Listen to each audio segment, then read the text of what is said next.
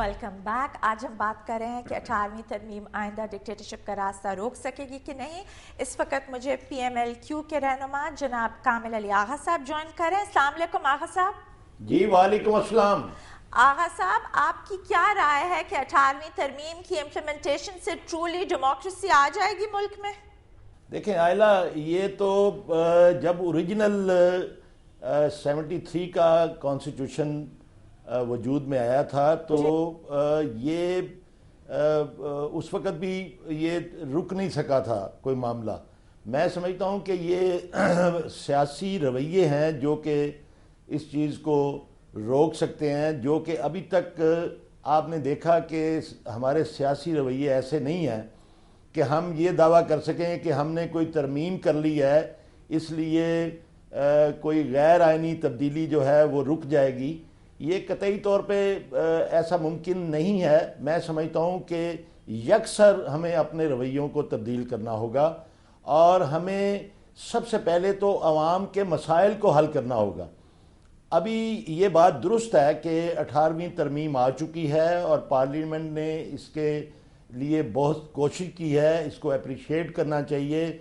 गो के इसमें 2-3 मामलात ऐसे हैं जो कि कतई तौर पर नहीं होने चाहिए थे और वो मुतनाज़ हैं और मुतनाज़ रहेंगे, लेकिन उसके बावजूद मैं ये समझता हूँ कि पार्लियामेंट ने बहुत कोशिश की और आइनी कमेटी ने भी सर जोड़ के इसके ऊपर 9 माह मेहनत की और कोई 72-73 जो है वो मीटिंग साहब, मैं यहाँ आपको इंटरप्ट करूंगी। ये जो इंटर पार्टी पोल्स खत्म कर दिए हैं तो इसको आपकी पार्टी कैसे मैं वही बात कर रहा हूँ कि 3 मामला जो हैं वो मुतनाज़े हैं। एक तो जजेस की अपॉइंटमेंट का मामला बिल्कुल यकसर इसमें शामिल नहीं होना चाहिए था, ये भी एक साजिश के तहत शामिल किया गया। दूसरा पख्तूनख्वा का मसला था, इसको भी इसके अंदर कतई तौर पे शामिल नहीं होना चाहिए था। ये कोई आइनी मसला नहीं है, ये एक सियासी मसला है जिसको सियासी तौर पे हल किया जाना चाहिए था और आवाम की राय लेनी चाहिए थी। इसके अंदर 47 में एक रेफरेंडम हुआ और पख्तूनख्वा के मतलब जब आप सवाल करेंगी तो मैं आपको इस पर तफसील से बात करूँगा कि ये एक नज़रिया था जिसको दफन कर दिया गया। तीसरी बात यह है कि ये जो पॉलिटिकल एक्ट है उसमें तब्दीली जो है मैं समझता हूँ कि ये यकसर एक बदनामी का बायस बनी है और ये जमहूरियत के दावेदार जो हैं वो उनके हाथों से एक ऐसा सिलसिला जो कि पार्टीज के अंदर जमहूरियत जो नहीं ला सकते, जो उसकी मुखालफत कर रहे हैं, जिन्होंने ये एक अच्छा कानून, जबकि जनरल परवेज मुशर्रफ के 17वीं तरमीम जो है उसमें से बेशुमार चीज़ें जो हैं उन्होंने शामिल रखी। ख्वातीन की नशिस्तें जो हैं उस पर कोई तब्दीली नहीं लाए, बल्कि उसमें तब्दीली अगर आती तो उसमें नशिस्तों की परसेंटेज बढ़ानी चाहिए थी, अक़लियतों की नुमाइंदगी बढ़ानी चाहिए थी। गो के सेनेट के अंदर उन्होंने नुमाइंदगी बढ़ाई, अच्छी बात है, कौमी असम्बली में भी बढ़ानी चाहिए थी। लेकिन मैं समझता हूँ कि ये तो एक बिल्कुल एक पीछे जाने वाली बात है और एक मैं समझता हूँ कि एक सियासी दौर के अंदर ये बात होनी कि जमातों के अंदर इलेक्शन ना हो, ये तो यकसर एक ऐसी बात है कि आमिर का रवैया भी ऐसे नहीं था। यहाँ पे मेरे साथ स्टूडियो में एजाज उल हक साहब मौजूद हैं। एजाज उल हक साहब, आपने ये कहा कि मौजूदा हुक्मरान और पर्टिकुलरली PMLN आर्टिकल 6 को कभी इम्प्लीमेंट नहीं होने देगी, तो ये तो हर वक्त PMLN बात कर रही है मुशर्रफ साहब की, एहतसाब की, तो आप ये इतने कॉन्फिडेंस से कैसे कह रहे हैं? देखें, पहली बात तो मैं कामिल अली आगा साहब के साथ एग्री करता हूँ। यहाँ तक कि इन्होंने जो निशानदेही कर दी चीज़ों की, मैं ज़रा सा जल्दी से एक चीज़ बताना चाहता हूँ कि जो चीज़ें इसमें करनी चाहिए, प्रोविंशियल ऑटोनॉमी बहुत अच्छी बात है जी, जो चीज़ें इसमें करनी चाहिए थी कि नैब के अदारे को बालातर करते गवर्नमेंट और अपोजिशन से जी, इलेक्शन कमीशन को बालातर करते गवर्नमेंट और अपोजिशन से, हाँ जी, ताकि कोई एक दूसरे के खिलाफ ना होता और सदर से लेकर एक चपड़ासी तक हर कोई एहतसाब के मामले से गुजरता जी। दूसरी बात, आप कह रहे हैं आर्टिकल 6 की बात कर रही हैं, क्या आइन, जैसे कि कामिल अली आगा साहब ने कहा कि आइन की बात नहीं, बात गुड गवर्नेंस की है।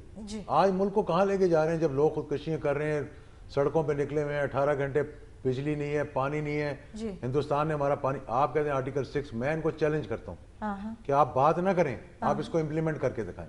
اور اگر آپ کہتے ہیں جناب کہ ہم یہ کریں گے, ہماری حکومت آ جائے گی, ہم یہ کریں گے, آج بھی اس اسمبلی میں آپ بیٹھے ہوئے اور ان کا ساتھ دے رہے ہیں, ان کا ساتھ دے رہے ہیں. آپ کے اس آرٹیکل کو ہم نے مشرف کے خلاف امپلیمنٹ کروانا ہے, اگر نہیں کروا سکتے اسمبلی سے باہر نکل. جی کامل علی آغا صاحب, آپ نے اعجاز الحق صاحب کی بات سنی, آپ کا آرٹیکل 6 کے اوپر کیا موقف ہے؟ جی میں بالکل متفق ہوں محترم اعجاز الحق صاحب تھے کہ یہ تو صرف ایک جو نان ایشوز ہیں ان کو ایشو بنانے والی بات ہے. اصل مسائل سے توجہ اٹھانے کے لیے کوئی نہ کوئی بحث شروع کر دی جاتی ہے. کبھی آرٹیکل 6 کی بات کی جاتی ہے, کبھی کیری روگر بل کی بات کی جاتی ہے, اور کبھی 58(2)B کی بات کی جاتی ہے, کبھی آئینی ترامیم کی بات کی جاتی رہی. پارلیمنٹ اور ایوان صدر کے درمیان اختیارات کے توازن کی بات کی جاتی رہی. نان ایشوز ہیں, یہ کتاب جو ہے وہ کسی کا پیٹ نہیں بھر سکتی. آئلہ آپ دیکھ لیں, یہ ترامیم پیٹ نہیں بھریں گی. عام آدمی جو ہے وہ زچ ہو چکا ہے مسائل کے اندر, اور یہ بات درست ہے, خودکشیاں نہیں, اجتماعی خودکشیاں ہو رہی ہیں. پورے گھر جو ہیں وہ خودکشیاں کر رہے ہیں, اور وہ لوگ جو ہیں وہ یہ سمجھتے ہیں کہ اس تکلیف سے زیادہ بہتر ہے کہ موت آ جائے. اس نیج پہ پہنچ گئی ہے پوری قوم.